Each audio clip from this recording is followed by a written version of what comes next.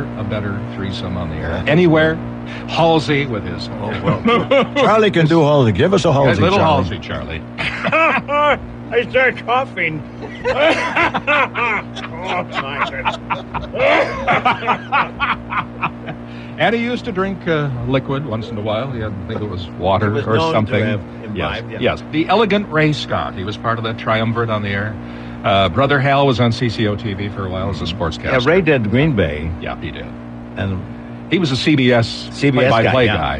And one of the very best. The very best. Oh, and that was a wonderful time. Remember, minimum of words. Thank you. That's exactly his hallmark. He never told you the obvious. Right, he just told you the information you needed to know. A man of few words because you didn't need. The words he spoke were important. They helped you understand what had just transpired on the field. He was a gentleman, too. Yeah. This was a time of coming together, a confluence of talent, and it all happened at CCO Radio. Dick Enroth did some sports there for a long time. Paul Giel came in and did some, too. He said Charlie and Raj back in the 60s. He said this. Back in the 50s, 60s. Yeah. He said, buy real estate. It's one thing that they can't recreate. Buy real estate. I was driving across on the upper Afton Road or lower Afton Road, and I thought, I could have bought all this. In 1960, it was cheap. He was right. It was farmland. It was ripe. And now they've got beautiful residential areas. They call it Woodbury. Woodbury. Yeah, I could have owned that. Or Woodbury. If I'd listened to Dick Enroth.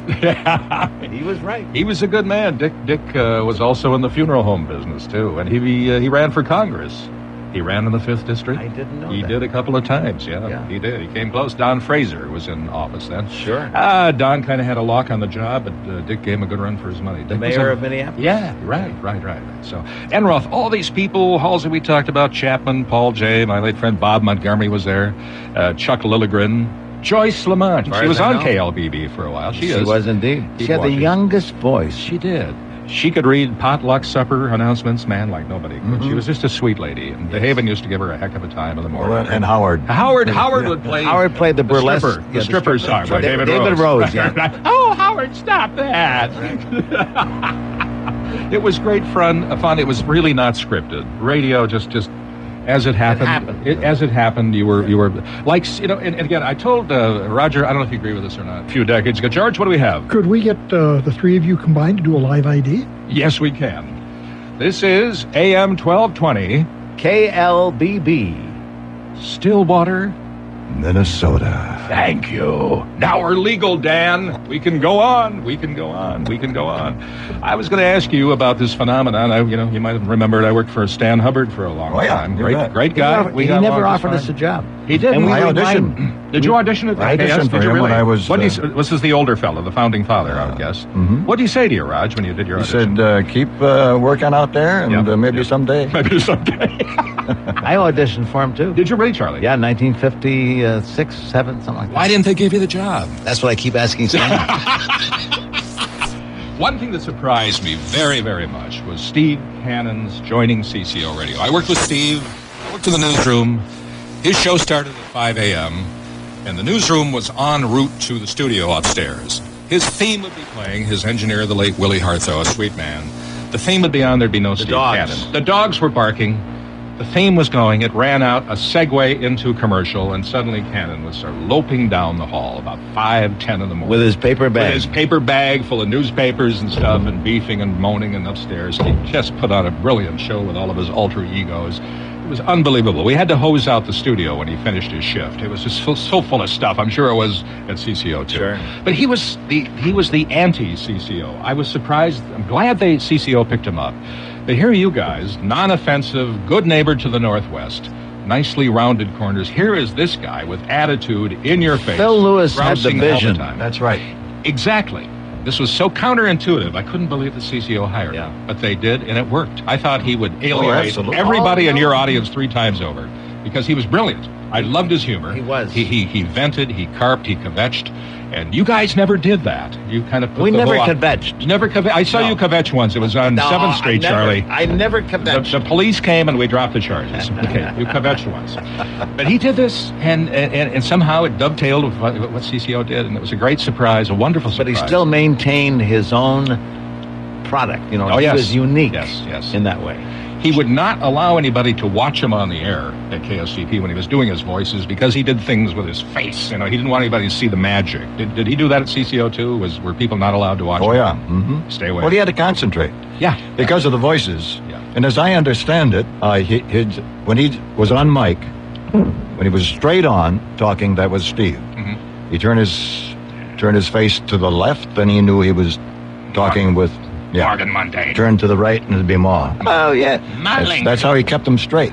So he had to concentrate very hard. And people thought maybe he's a little snooty or something. It wasn't that at all. No, He had to really concentrate. Yeah. And he did a heck of a job. There's one Charlie still does a point of law in honor of... Charlie did that. Yeah. Point of law. You did some great stuff there, Charlie.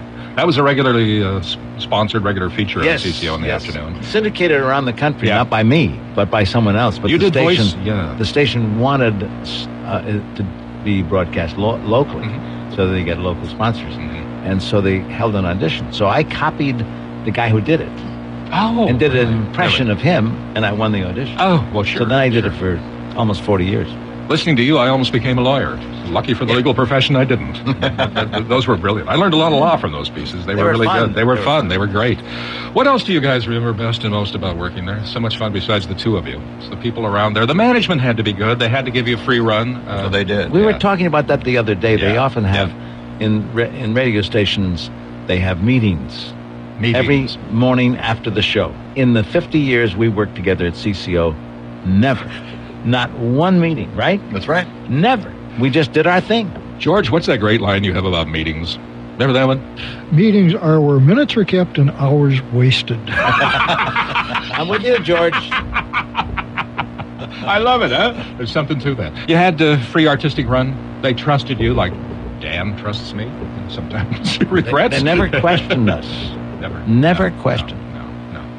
You traveled a lot, those great trips to... Charlie, you led some of those tours to Hawaii, as you say. Spent in January one year in 1963, Joyce Lamont and I did a tour, and we celebrated Winter Carnival, the St. Paul Winter Carnival on the beach of Orchard Beach. You got a toboggan, didn't you? Northwest Airlines flew over 2 toboggans, and we had a toboggan race. It made the paper. It did indeed. Made the... You've had some many guest quote-unquote stars over the year. Jessel, you've had him. Oh, George Jessel. Who were some of the ones that gave you the, shall we say, the biggest challenge? Some of them get away He from danced with Ginger Rogers. Did you really? Mm-hmm. You and... I did. You mean Fred Astaire's legendary dancing partner? I did. Did she lead or you, Roger? No, I led. Did you? And she said afterwards, that really was a wonderful polka. It was supposed to be a waltz. It's true. And I'll never forget the time I interviewed Jane Russell. And I'll bet you don't. And not being from Minnesota, I failed to realize that she was from Minnesota, right? But she did the entire interview in a Brooklyn accent.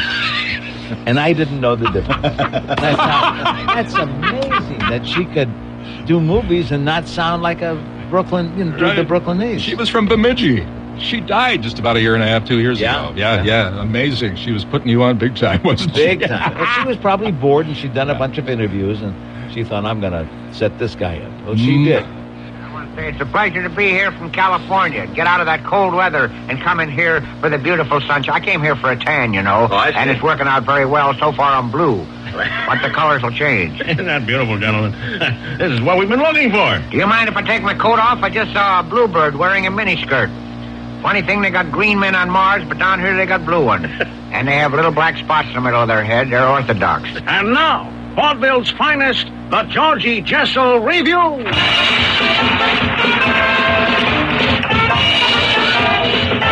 Yes, the Georgie Jessel Review from the beautiful Orpheum Theater in the heart of the Midwest center of show business, St. Paul, where the Mississippi flows gently past the capital city of the great state of Minnesota. Yes, the Georgie Jessel Review, featuring that all-time great of show business, ladies and gentlemen, Georgie Jessel and his 2 stooges, Boone and Erickson. And now, ladies and gentlemen, let's hear it for the star of the show, Georgie Jessel. Well.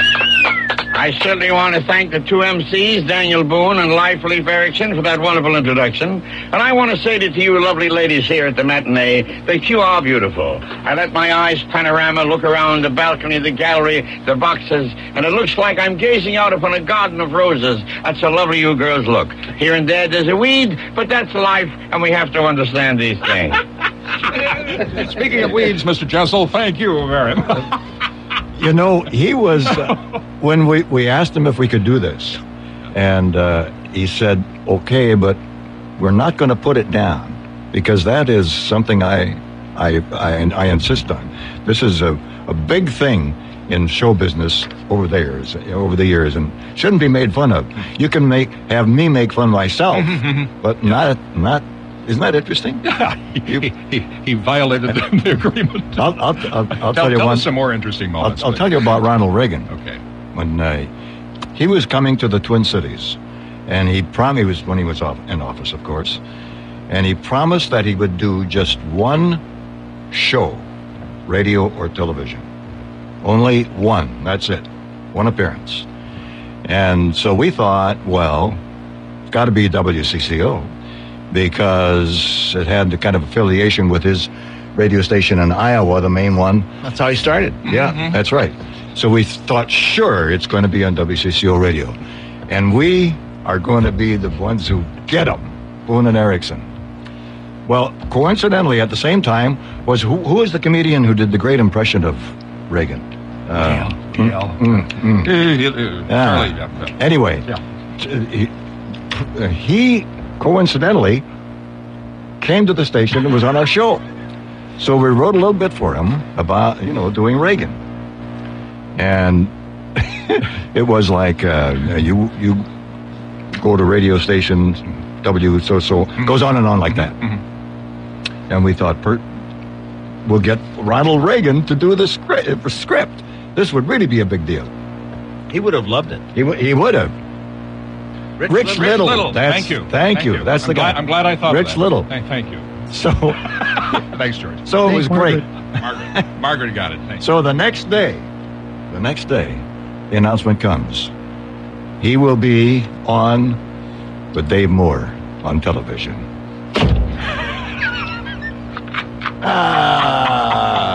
Well, it was CCO. Moore. It shows you how Rich Little, what happened to him? We couldn't think of him because he hasn't been in the limelight for a long time, has he? Is he still around? Does anybody know? We're going to Google him right now. You ever been Googled, guys? Don't try. I hope not. Police frown on that. We'll find He out. did a Reagan that was almost spooky. It was. It was absolutely spot on. And the bit you wrote for him was magnificent. Well, what do you mean? I wrote. We both wrote. You wrote that. No, wait a minute. I was on vacation. Actually, I wrote. It couldn't have been me. Yeah, must have okay. been me. Yeah, Roger wrote most of the good bits. No. We both do, but that's right. You were on vacation. We had, you starred WS. There was WHO. Yeah, and all that stuff. Oh, God, it was yeah, great stuff. Great Rich stuff. Little. George, go ahead. Dan just looked him up on the internet. Rich Little is still alive. He lives in Las Vegas and still performs regularly. Okay, call him right now, George. Get him on the line. We'll have him do Reagan again. Thank you. But he doesn't appear on any television. No, we don't see him anymore. No, he's not. George Carlin. Other stars, other people. You've just had a whole constellation of them over the years. Did any of them get away from you? Anybody get out of hand? Or you had to curtail the interview quickly? We did a wonderful thing with Hello, Dolly. Carol Channing. Yeah. She came to be on the air, and I say I use Roger really wrote the show. No. He did the entire You weren't show. gone. You had me gone that time. We always wrote. I usually pick the music, and Roger, Yeah, well, that's. and I would help edit, and I would do some of the voices. But Well, I got to tell you, insert this. Just a lot of people at the station helped on those shows. everybody participated. We'd be doing 7 to 8 on, getting ready for just the news hour in the morning. Yeah. And Eric Eskela would come in and said, well, don't you think that this should happen at Minnesota Hospital? Yeah. Somebody running bits. Yeah, it was great. And also with the senator and some of the things we did were topical. Well, that's what I mean. You were timely and topical. Yes, but we always made fun of things